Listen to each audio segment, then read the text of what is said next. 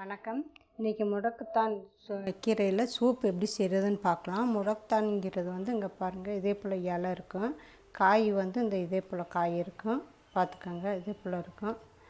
இலை இதே போல் இருக்கும். நம்ம கொத்தமல்லி தழை இருக்குல்ல, அதே போல் இலை இருக்கும். பாருங்கள் இலை.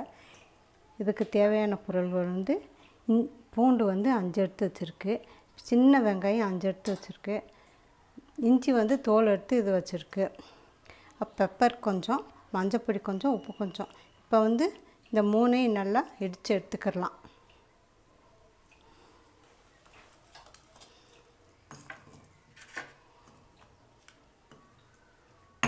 பாருங்கள், இந்த செம்பில் ஒரு செம்பு தண்ணி ஊற்றிடலாம். இப்போ வெங்காயத்தை நல்லா இடித்து வச்சாச்சு, இஞ்சியும் நல்லா இடித்து வச்சுட்டு பூண்டையும் நல்லா இடித்தாச்சு.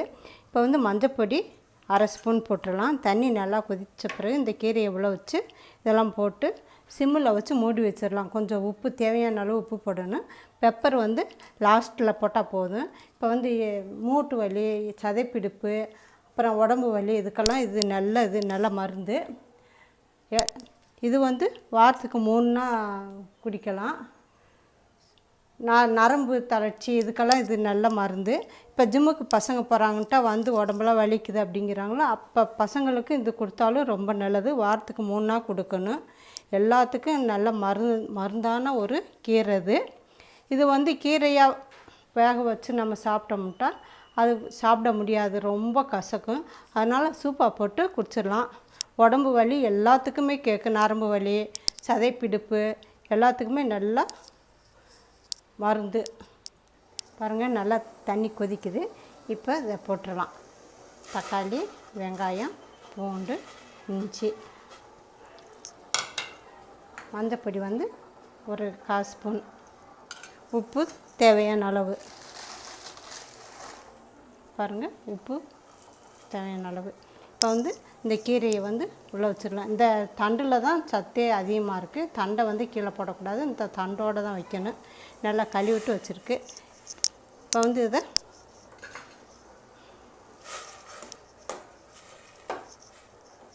சிம்மில் வச்சு தட்டை போட்டு மூடிடலாம்.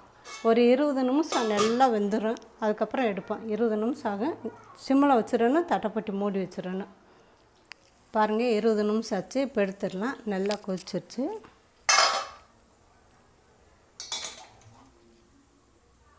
பாருங்கள், நல்லா வெந்துடுச்சு.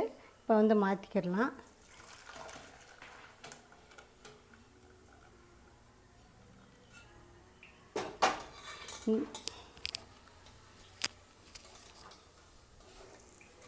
பாருங்கள், இந்த இதை அப்படியே சாப்பிட்லாம், இல்லாட்டி மிக்சியில் கூட ஒரு அடி அடிச்சிடலாம்.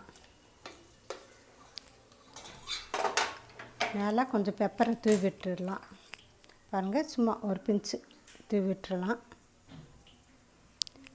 அவ்வளோதாங்க, முடக்கத்தான் சூப்பு ரெடிங்க. நீங்களும் ட்ரை பண்ணுங்கள்.